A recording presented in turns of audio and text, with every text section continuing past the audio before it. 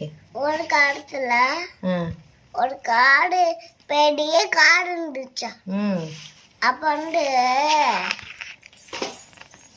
அது இப்பவே விழுகல சொல்லி போட்டு சாப்பிட்டுதான் இருக்குமா. நாளைக்கு இந்த மிளகுலாம் சாப்பிடுமா. சாப்பிடுறதுக்கு ஒரு நேரம் கழிச்சு அதுக்கப்புறம் பொட்டியில் விழுந்துச்சா எத்தி பாக்குறா. அதுக்கப்புறம் இது கூட பெரிய சிங்கம் இருக்கா. அதுக்கப்புறம் உள்ள விழுந்துச்சா. அப்ப வந்து அது கடைசி வந்து அப்ப வந்து இது கடைக்க பார்க்கல. அப்படி இப்படி போயிட்டு இப்படியே போய் இப்படி போய் அதுக்கப்புறம் இப்படி வந்து